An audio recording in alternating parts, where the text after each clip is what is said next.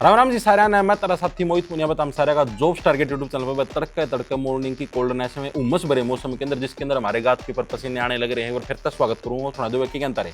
तो भाई जैसा कि आप सभी को पता है हरियाणा के अंदर सीईटी ग्रुप डी की भर्ती आपकी निकली हुई है। अभी अभी परसों नोटिफिकेशन आया है और बहुत सारे साथी इस भर्ती की बाट में थे और बहुत सारे बालक इसकी तैयारी में जुट भी रहे हैं। लेकिन समस्या सब तक गणी बालका नहीं आने लग रही जिसकी तैयारी करें तो करें कहाँ से, करें तो करें कैसे। हमें एक आधे ऐसे एस्पिरेंट से मिलाओ जो कि ग्रुप डी के अंदर ऑलरेडी लगा हुआ है, वो आपको ये भी बताएगा कि सैलरी कितनी है, उसने तैयारी कैसे करी, कितना समय लगता है। अगर कोई एक फ्रेशर कैंडिडेट है, जैसे मान लिया कि आप आज के दिन में तैयारी करना शुरू करते हो तो आपको टोटल कितना समय लगेगा तैयारी करने में, क्या कुछ प्रोसीजर रहेगा वगैरह वगैरह सारी चीज़ें ये भाई हैं अपने हिसार जिले से ही और ये ग्रुप डी के अंदर ही जॉब के ऊपर लगे हुए हैं। तो ये आज आप लोगों को बताएंगे कैसे इन्होंने तैयारी की वगैरह वगैरह सारी इन्फॉर्मेशन। बताओ भाई साहब। नमस्कार भाई साहब, सभी साथियों ने। मेरा नाम नरेंद्र है और मैं ग्रुप डी जो सीईटी 2023 वाली भर्ती थी उसके अंदर सेलेक्ट हुआ था और मैं जो इरिगेशन डिपार्टमेंट के अंदर बेलदार की पोस्ट पर जो है कार्यरत हूँ। बहुत बढ़िया भाई साहब। तो भाई जैसा कि आप लोगों ने सुना, ये भाई साहब जो अपना पिछला सीईटी हुआ था ग्रुप डी, ठीक है, उसके अंदर भाई बेलदार की पोस्ट पे लगे हैं। भाई साहब आपके नंबर कितने थे सीईटी के अंदर? नंबर मेरे जो थे वो 76 के अप्रोक्स थे भाई। 76 के अप्रोक्स थे। और कैटेगरी कौन सी थी आपकी? कैटेगरी थी मेरी BCA। ठीक है जी। तो अब आप मेरे को ये बताओ, जो आपने सीईटी ग्रुप डी का एग्जाम दिया, ये आपका पहला एग्जाम था या इससे पहले भी आपने कोई दिया था, या इससे पहले जैसे सीईटी ग्रुप सी का था 2022 के अंदर वो भी दिया था क्या? सर वो एग्ज़ाम दिया था मैंने, सीईटी जो ग्रुप सी वाला 2022 वाला वो मैंने दिया था। उसके नंबर, उसमें जो मेरे नंबर थे वो 63 के अप्रोक्स थे भाई। आप मेरी तरफ भी देख लो जी। हाँ बिल्कुल। अब कैमरा कहानी देखो, ये कैमरामैन गणेश उतरी है गे, मेरा कहानी में देख ले। बोलो जी बोलो। तो अब आप मेरे को ये बताओ भाई, आपके उसके अंदर 63 नंबर थे, तो ये इतनी इंप्रूवमेंट आपने कैसे करी और कितने समय के अंदर करी? और एक अगर मान लिया आज के दिन में कोई फ्रेश बच्चा है, मान लिया कैमरामैन वाली या छोरी है, या मान लिया इसने 10वीं करी है, बिल्कुल फ्रेश है, या ग्रुप डी खातर अप्लाई करना चाहा है, तो मिनिमम से मिनिमम इसको कितना समय लगेगा? सर देखो, तैयारी में सर टाइम लगा है, ठीक है। पन्नू कौन भाई, कोई हम 2 महीने पढ़ गए, 3 महीने पढ़ के हम सिलेक्शन ले जाओगे तो तैयारी में टाइम लगेगा कम से 8 से या 9 महीने आपको टाइम लगेगा। पहले आपको सिलेबस कवर करना पड़ेगा भाई, उसके बाद ही आपकी कुछ उम्मीद होगी कि आप नौकरी के लायक हो। ठीक है जी। आप एक बार अपने फ़ोन को साइलेंट कर लो, ठीक है। जी। अब आप मेरे को एक चीज़ और बताओ, जैसे मान लिया कुछ अध्यापकगण हैं यूट्यूब के, लगा लो, या बहुत सारे कैसे भी लगा लो, जो भी हैं XYZ यूट्यूबर्स, अध्यापकगण या और भी कोई व्यक्ति है थर्ड पार्टी, ऐसे कहते हैं कि हम 2 महीने के अंदर आपका सिलेक्शन करवा देंगे। ऐसा पॉसिबल नहीं है बस, वो आपको साथ में झूठे वायदे करने लग रही है। ऐसे आप 2 महीने के अंदर से आप खुद मेरे को ये बताओ, बच्चे SSC हो, मान लिया मैं ग्रुप डी को एक बार के लिए हटा देता हूँ, ग्रुप डी को छोड़ से SSC हो या कोई और भी हो, कि आप 2 महीने अंदर कर सकते हो तैयारी? नहीं सर, मैंने भी तैयारी की सर, आपने भी तैयारी की थी, कोई टाइम लगा है तैयारी के अंदर, कम से कम भी 9 या 10 महीने तो लगेंगे बिल्कुल। इसमें कोई मतलब तो जैसे मैं अभी भी आपको बताने लग रहा हूँ, अभी आपका जून के अंदर नोटिफिकेशन आया है, तो जो साथी बिल्कुल फ्रेश है ना, पेपर देने में कोई दिक्कत नहीं है।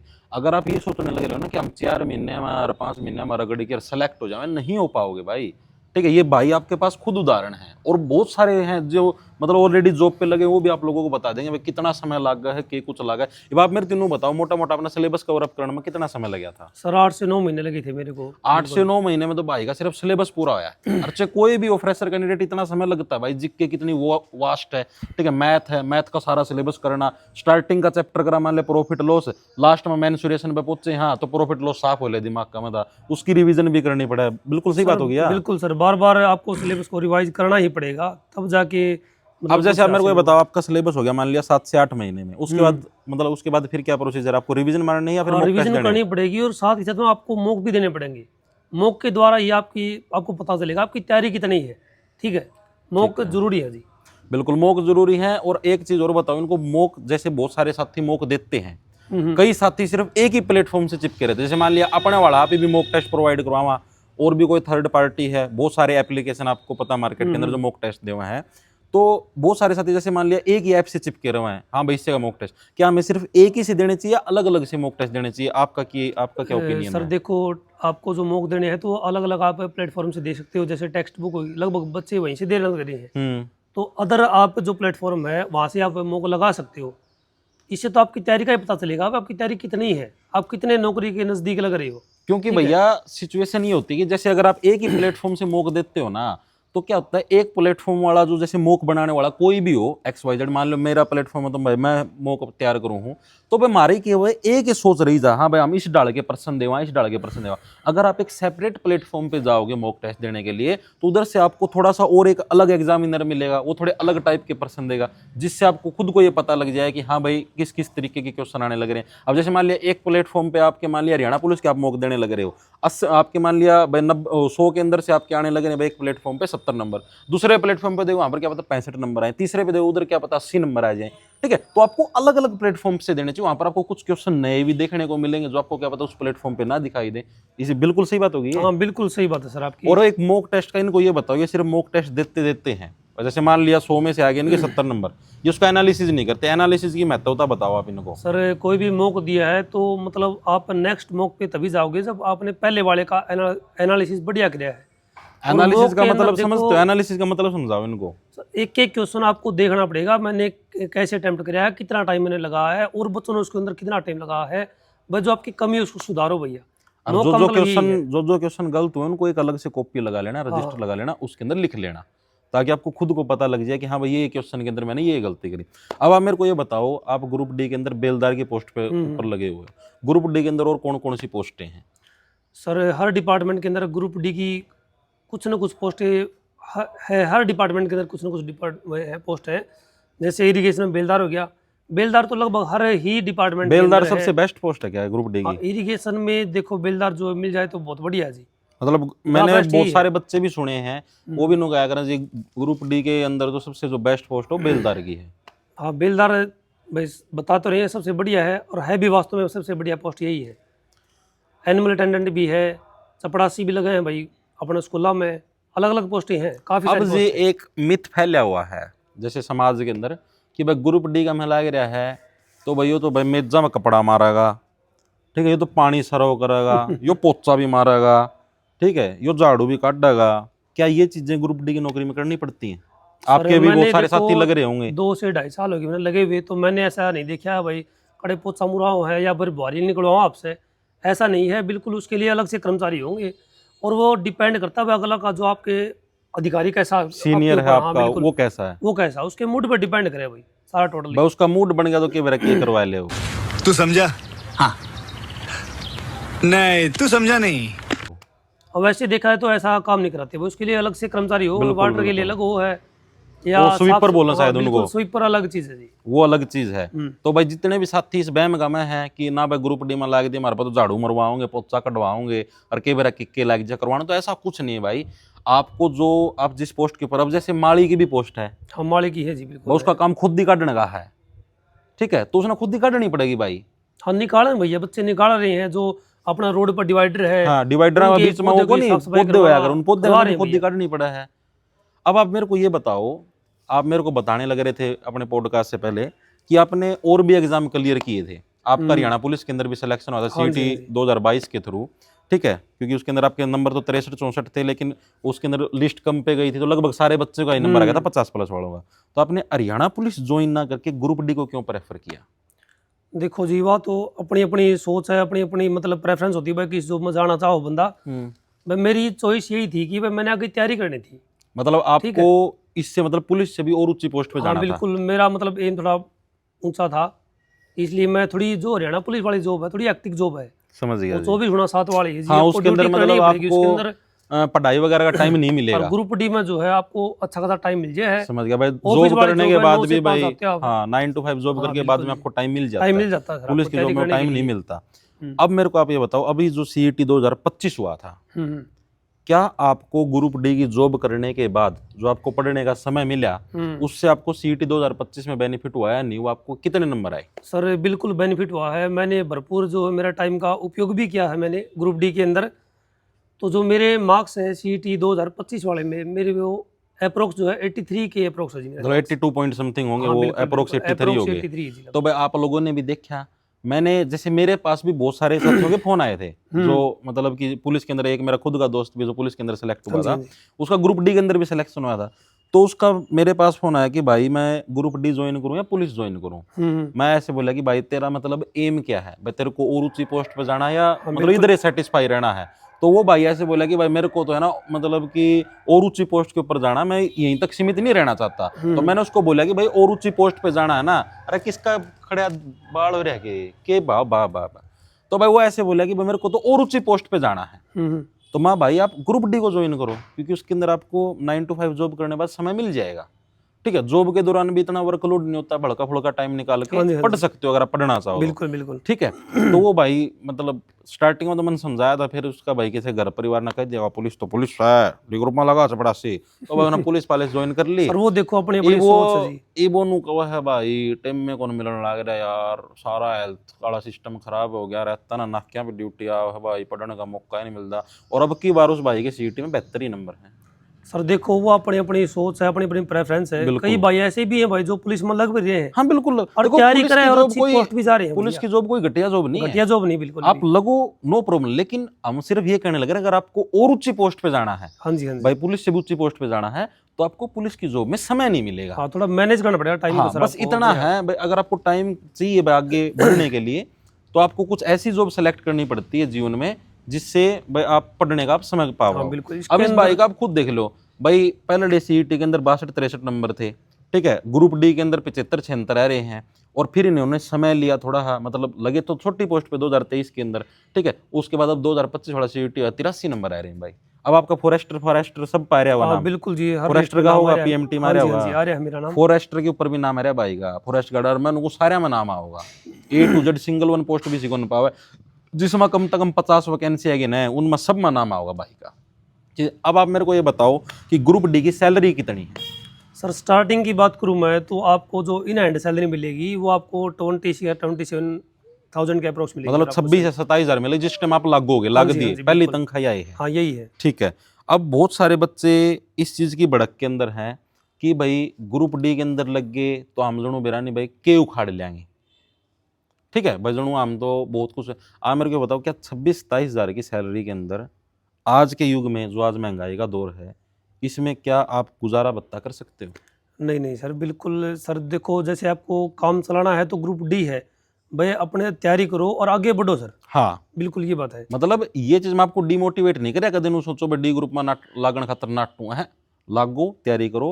अब जिसका पास जमाए रोजगार नहीं, उस खातर तो डी ग्रुप भी बहुत है, बहुत बढ़िया जी, दा बेस्ट जॉब है। कोई जो जमाए बेरोजगार 10-10 हजार की तनख्वाह में धक्के खांदा, फिर उसका बढ़िया 27 हजार की मिल जाए, बहुत बढ़िया है। लेकिन आपको मेरा कहने का मकसद ये है कि अकेली डी ग्रुप की नौकरी में अगर आप कोई व्यक्ति ये सोचने लग रहा है ना भाई मैं एप्पल आईफोन लेके हांडू और गाड़ियां में हांडू, ठीक है, तो ये चीजें संभव नहीं है। आपकी नॉर्मल दाल रोटी चटनी है, घर का थोड़ा मोटा खर्चा सिर्फ यो ही चलेगा। यो भाई जिद्दे तो और पढ़ने लग रहा है, नहीं समय ना खुश रह लेंदा जिसना ना मिलती उस खाते तो ग्रुप डी भी सही। लेकिन कहने का मकसद ये है जब आप ग्रुप डी के अंदर सेलेक्ट हो जाओ तो आपको और भी मेहनत करनी है, यहीं पर नहीं टकना कि हाँ भाई ग्रुप डी का मैं लगी, और मेहनत करके और आपको समय मिले तो और ऊंची पोस्ट के ऊपर जाना है। ठीक है, अब आप मेरे को ये बताओ कि आपने जो पढ़ाई करी वो कैसे कैसे करी, कौन कौन सी बुकें आपने प्रेफर करी, और एक कोई फ्रेशर बच्चा है उसको कौन सी बुक के चंगुल में नहीं फंसना चाहिए या कौन से बैचों के चक्कर में नहीं फंसना चाहिए, मतलब एक थोड़ा सा आप समझाओ ताकि एक फ्रेशर बच्चा समझ पाए। सर देखो सर मैंने जो तैयारी की थी वो एसएससी की करी थी सर। स्टार्टिंग मतलब में आपने एसएससी लेवल की ही तैयारी करी थी स्टार्टिंग में? स्टार्टिंग में मैंने सीपीओ सीजीएल दिल्ली पुलिस ये पेपर भी दिए थे और क्लियर भी किए थे। और आपका दिल्ली पुलिस के अंदर भी सिलेक्शन हुआ था? हाँ बिल्कुल हुआ था। मेडिकल आउट थे भाई, इसके आंखों के अंदर मतलब चश्मा चढ़ा हुआ था। तो जो 2023 वाली भर्ती थी जिसके अंदर मात्र 15 दिन में मेडिकल हुआ था, उस भर्ती के अंदर ये हुए थे सेलेक्ट, लेकिन आंखों के ऊपर चश्मा चढ़ने की वजह से मेडिकल के अंदर आउट हो गए थे। फिर इन्होंने बाद में लेजर करवाई थी। लेजर तो पहले भी करवाई, शायद री मेडिकल में निकाले थे, मेडिकल में मैं बाहर हो गया था उसके अंदर। तो इस वजह से कोई भी जो फ्रेशर बच्चा है तो वो भाई देखो मार्केट में बहुत सारी बुक है, डायरेक्ट उन पे ना जाए। हाँ। ठीक है, मेरे कहने का मतलब है कि आप पहले आपको कुछ नहीं पता भाई, आप जो आपने सिलेबस पढ़ा है 10th अलग या 12th अलग वो अलग है, और जो आप तैयारी करोगे वो थोड़ा अलग है, उसके अंदर डिफरेंस है। बिल्कुल बिल्कुल। उसके लिए आपको अलग से कुछ बैच लेना पड़ेगा। कोई आप देखो भाई जो भी आपकी प्रेफरेंस पे डिपेंड करे कौन सा मास्टर बढ़िया है। हाँ, किसकी आपको समझ में आ रही है ये चीज। देखो ये चीज ना तो यो भाई कहंदा ना मैं कहंदा कि भाई आप मेरा बैच लो या स्पेशल किसी और मास्टर का, जिसका अपना यूट्यूब पर समझ में, पहला यूट्यूब पर जाके देखो भाई मैथ यो मास्टर बढ़िया पढ़ा हुआ है, हरियाणा जी के यो पढ़ा हुआ है, इंडिया जी के यो पढ़ा हुआ है, साइंस यो मास्टर बढ़िया पढ़ा, जिसका अपना समझ में आंदा हो उसका बैच हाँ, परचेज उसका करो, बैच लियो भाई। वहां से पहले अपना सिलेबस पूरा करो। हाँ, क्योंकि syllabus जो मैथ जरूरी है ना, मैथ आप डायरेक्ट बुकों से नहीं कर सकते भाई, क्योंकि पेपर के अंदर है शॉर्ट ट्रिक से ही मैथ करना पड़ेगा। और अगर आपको शॉर्ट ट्रिक आती तभी पेपर के अंदर टाइम टू टाइम आपका पेपर होगा, वरना तो ये समझ लो टाइम पूरा टपलेगा, पेपर तारा होगा कौन पूरा। हाँ 70% बिल्कुल आप सर, अटक यही बात जाओगे, है। 30% रह एक जाएंगे। प्रॉपर गाइडेंस जरूरी होती है हाँ बिल्कुल, तैयारी के लिए, यानी प्रॉपर आप गाइडेंस जरूरी है। पहले किसी भी टीचर का जिसका भी आपको समझ में आए उसका बैच परचेज करो, ठीक है। वहां से पहले अपना सिलेबस कवर अप करो। जैसे ही आपका सिलेबस कवर अप हो जाए उसके बाद फिर आप बुकों को हाँ प्रेफर करना बिल्कुल सर, स्टार्ट कर दो। बुक फिर आप मतलब बाद कि में मुक और जैसे लगा आप सकते ऐसे हो। भी कर सकते हो। अब जैसे मैंने देखा था, आप बताने लग रहे थे, इस भाई की हिंदी ऑलरेडी स्ट्रॉन्ग थी, तो इस भाई ने है मतलब हिंदी के लिए किसी टीचर से पढ़ने को प्रेफर नहीं किया, ये भाई डायरेक्ट बुक से लेके पढ़ लिया।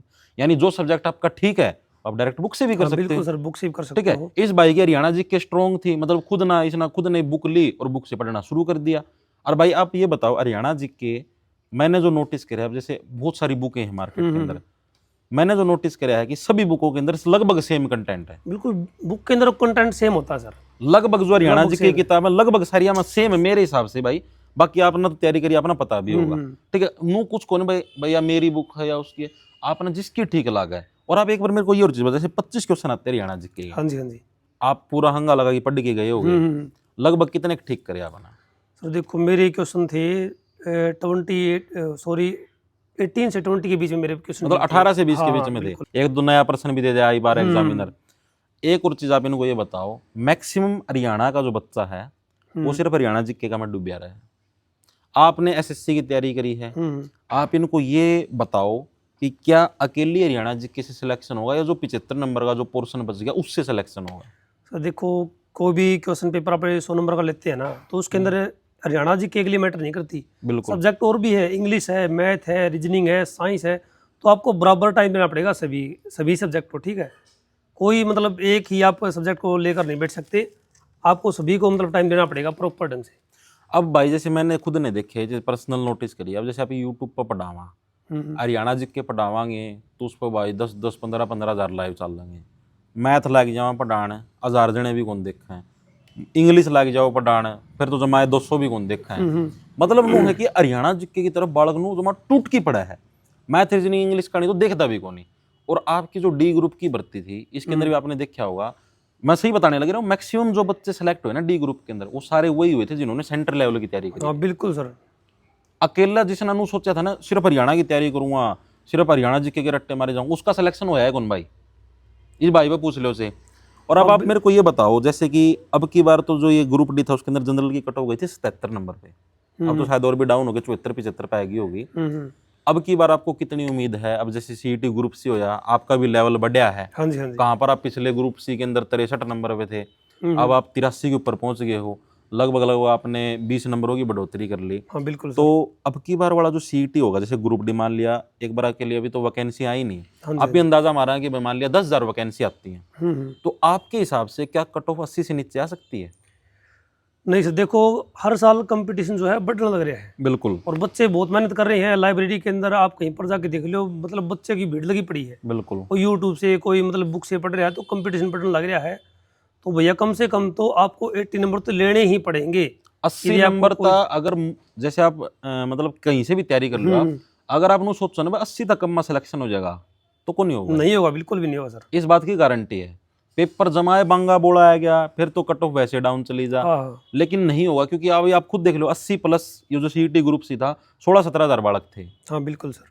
ये ग्रुप सी तो ग्रुप डी था, सही बात है भाई, हाई लेवल का हाई होगा, लेवल का है। इससे के अंदर 16-17 हज़ार बालक थे, तो आपने समझो 10,000 मान लो वैकेंसी आती है, हाँ तो ऑलरेडी सिंपल सी बात है 82-83 प्लस ही जाओगे कट ऑफ। हाँ बिल्कुल जाओगे सर। 80 प्लस तो मान के चलो, तो आपको तैयारी इस लेवल की करनी पड़ेगी कि भाई आपके 80 प्लस ही आए। तो भाई साहब जब आप जैसे तैयारी करते थे, आपने एसएससी वगैरह की तैयारी करी और करी, तो आप मतलब किस रूटीन के अंदर तैयारी करते थे? आपकी दिनचर्या क्या थी? मतलब सुबह क्या पढ़ते थे, दिन में हाँ, क्या बिल्कुल। पढ़ते थे? सर देखो तैयारी की बात मैं बता रहा हूँ, बात ऐसे है कि भाई आपको कम से कम डेली के 10 से 12 घंटे तो पढ़ना पड़ेगा, बिल्कुल ठीक है। और उसको आप मतलब जो घंटे हैं 12, तो उनको हर सब्जेक्ट को 2-2 घंटे तो कम से कम आपको देने पड़ेंगे, बिल्कुल ठीक है। जैसे मैंने उठता सुबह तो सबसे पहले मैं जैसे इंग्लिश पढ़ता भाई, जिसके अंदर वकैब होगी, 2 घंटे पहला वकैब पढ़ी, उसके बाद आधा घंटा रेस्ट किया, उसके बाद मैं मैथ पढ़ा करता, 2 घंटे 2.5 घंटे मैथ कराया, उसके बाद मतलब थोड़ी देर रोटी खा लिया और रील राल भी देखा करते गए? बर्री तो थोड़ी मोटी देख मजबूरी हुआ तो मजबूरी भाई। मजबूरी बात कोई भाई, थोड़ा मोटा मजबूरी भाई, माइंड उसमें ना तो यार रिफ्रेश मजा आवे को नहीं। देख को वैसे मैं तो इंस्टाग्राम डिलीट कर रखा था जी, इस टाइम पर तैयारी कर रहा था। रहने दे, 4 दिन डिलीट कर दिया मैं फिर सीरियस होकर तैयारी करी है जी, बिल्कुल ठीक है। तो बिना इंस्टाग्राम आजकल के बालक तो तैयारी करे कौन सकते, बस देखो लिमिट में देखो, मैंने क्योंकि कहा। इंस्टाग्राम आपको सहनसा वाली फीलिंग दिलाता है। आप सहनसा हो, आगे इंस्टाग्राम पे 4-5 लड़कियां डुमक डुमक डुमक डांस चलने लग रहा है, मतलब आती है फीलिंग। हाँ बिल्कुल आओगी सर, बिल्कुल। आपको भी आती थी सहनसा वाली? हाँ आती थी भाई। अब फिर आगे बताओ, फिर क्या करते थे? सर देखो मैथ कर लिया, इंग्लिश कर ली, शाम को रीजनिंग, और मतलब शाम के टाइम में शाम को मतलब 6 से 8 बजे तक मैं इंडिया जी के पढ़ा करता था। ठीक बस है। ये डेली का ये रूटीन था मेरा। और फिर रोटी खाने के बाद? बस सोने से पहले मतलब थोड़ी करंट फिर पढ़ ली तो पढ़ ली, नहीं भाई अपने सो जाते आराम से। और नो नो नो बिल्कुल। अब तो नौकरी लग चुके हो, अब तो महिला मित्र वगैरह बना लो, स्टेटस रिवील कर दो। वो तो देखो करांगे जी आगे 1-1.5 साल में, और देखो 1-1.5 साल में और बड़ी नौकरी पाने के बाद, फॉरेस्टर लगने के बाद। देखो जी पहला बंदे के पास जॉब होना जरूरी है। तो आपके पास तो है, ग्रुप डी के अंदर लगे हुए हो। मैं सेटिस्फाई नहीं हूँ सर इससे। अच्छा। मैं और तैयारी करूंगा और लगूंगा सर मैं। मतलब आप इससे संतुष्ट नहीं हो? नहीं नहीं सर, मैं आगे जाना तो मनुष्य तो कभी संतुष्ट हो ही नहीं सकता। मतलब कुछ न मतलब ऐसा बेसिक हो भाई, ठीक अपना काम चल जाए। अच्छा अच्छा, मतलब मिनिमम कम से कम 40-50 हजार तनख्वाह 50 हो, साल से कम होनी चाहिए आदमी की। तभी जाके मजा होगा, तभी शादी करने का फायदा है। हाँ बिल्कुल सर। 30,000 की तनख्वाह में तो लिपस्टिक भी को नहीं आवा है। हाँ कोनिया हो जी, बिल्कुल कोनिया, चूड़ी भी कोनिया हो, लिपस्टिक भी किया कुछ कोनिया हुआ है। बहुत बढ़िया जी। तो भाई ये थे अपने मित्र, ठीक है, नरेंद्र जांगड़ा जी। अभी फिलहाल इनका स्टेटस है सिंगल।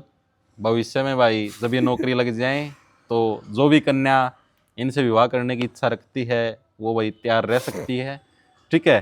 तो भाई इन्होंने अपना सारा जो भी था स्टडी रूटीन वगैरह हो गया, तैयारी कैसे करी। तो भाई जैसे बहुत सारे जो नए नए बच्चे आओ मार्केट का में, तो भाई वो क्या करें, वो बुका का में उलझ जावे हैं कि जैसे मैं मेरा पर्सनल बताऊं, मैं ना कॉलेज पास आउट करया तो मार्केट के अंदर मैं एसएससी सीएचएसएल की तैयारी करने खातर उतरा पहली बार। तो सीएचएसएल की एक बुक आ, मैं दुकान बजाई बोला अंकल मैं सीएचएसएल की बुक दे दो। अंकल ने एक किताब दे दी जिसका मैं मैथ रीजनिंग इंग्लिश जिसके चारों सब्जेक्ट मिक्स मोस्ट लिया, रट्टे भी मार दिए उसके बूंदी डाले, मैथ रीजनिंग सब कहेंगे। पेपर में गया उसमें नंबर आए मेरे 50। आपका क्या कुछ ओपिनियन है, बच्चे इसके अंदर उलझ जाएंगे? बिल्कुल उलझ जाएंगे सर। देखो कोई भी एग्जाम दे रहे तो आपको पहला सिलेबस देखो, और मतलब डायरेक्ट आप किताब पे ना जाओ, ठीक है। आप कोई बैच लो उसके थ्रू आप पढ़ोगे तो बेनिफिट रहेगा, डायरेक्ट किताब पे ना जाओ। मेरा ये ओपिनियन है सर। आप बिल्कुल सही बात है, मतलब जरूरी भी नहीं बैच मतलब आप यूट्यूब से ही पढ़ लो, बहुत सारे लोग यूट्यूब पर ही फ्री में पढ़ा बिल्कुल पढ़ा जी। कहने की बात है बैच में आपको एक सिस्टमेटिक वे चीज मिल जाए। हाँ हाँ भाई बिल्कुल। जैसे पहले प्रॉफिट लॉस हो गया, फिर यूट्यूब पर क्या मेरा 2 क्लास करवाई, तीसरी क्लास ना भी करवाओ, अगला ही मर्जी। बैच में तो उसका डंडा है जी, हाँ रुपये ले रखे करवाना पड़ेगा, करना पड़ेगा, नहीं करवा तारा घर जाएगी गिट्टी पकड़ लेगा।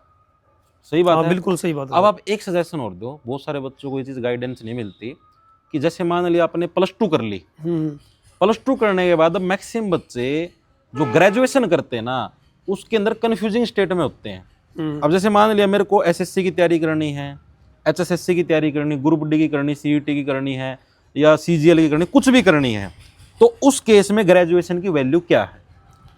सर देखो ग्रेजुएशन आप बीएससी कर लो, बीएससी या फिर आप जो बीकॉम होगी, ये कोई मैटर नहीं करता भाई।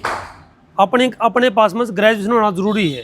कोई भी आप पोस्ट के लिए अप्लाई कर रहे हो तो ग्रेजुएशन जरूरी है, न कि स्ट्रीम आपके पास में क्या थी। बिल्कुल ठीक है, तो इसका कोई इफेक्ट नहीं पड़ेगा। अब जैसे भाई हम हमारा भी बताएं, मन्ना भी बीएससी नॉन मेडिकल करी, भाई ने बीएससी नॉन मेडिकल करी, हम क्लासमेट थे, एक क्लास के अंदर थे, तो हमने बीएससी करी ना, सही सच्ची बतावा भाई बताइए क्या फायदा? भाई 0 फायदा मिला है, कोई बेनिफिट नहीं हुआ भाई। अगर आप लोगों को टीचिंग लाइन में जाना है ना, मान लिया आपको फिजिक्स केमिस्ट्री का मास्टर बनना है, मैथ का मास्टर बनना है, फिर आप ग्रेजुएशन करो रेगुलर। द बेस्ट है कि आप चीज डिस्टेंस तक कर लो। हाँ, सबसे बेस्ट सजेशन ये। अब जैसे कोई भी अपने जो भी वीडियो देखनी है, छोटे भाई बहन जो भी लगा लो, बड़े लगा लो, जिसने 10वीं 12वीं करा कि अगर ग्रेजुएशन करना चाहो, अगर अपना कंपटीशन वाली लाइन में जाना है तो आप डिस्टेंस से कर लो भाई। डिस्टेंस से बीए करो, सबसे बेस्ट है। 3 साल तैयारी कर लो अपना, कितने तब 3 साल में ऐसी गजब की तैयारी हो जाएगी, बहुत बढ़िया तैयारी हो जाएगी। इतना तारी ग्रेजुएशन पूरी होगी, इतना नौकरी लग जाओ पक्का 100%। ठीक है, और जिसने जाना है टीचिंग लाइन में है, मास्टर बनना है, वो आप रेगुलर ग्रेजुएशन करो, रेगुलर बीए करो, बीएससी करो, तुम्हारी मर्जी। जिसने टाइम खराब करना कॉलेज में जारी मारनी है वो भी रेगुलर कर लो भाई। ठीक है। बाकी आज का दिन में बच्चे मैक्सिमम बच्चे जागरूक हो चुके हैं, कॉलेज का में बहुत कम लोग जाने बहुत शुरू कम हो जा गए, रहे हैं। एडमिशन भी बहुत कम, अखबार का में भी आया हुआ है, बहुत कम एडमिशन होने शुरू। तो भाई नरेंद्र जी, अब आप मेरे को ये बताओ, लास्ट में आप जो अब ग्रुप डी की तैयारी करने लग रहे हैं जो साथी, उनको आप क्या मैसेज देना चाहोगे, कैसे उनको मतलब कि तैयारी करनी चाहिए, दिन में कितने घंटे पढ़ना चाहिए, ठीक है, ठीक ताकि ये बच्चे थोड़े मोटिवेट हो जाएं।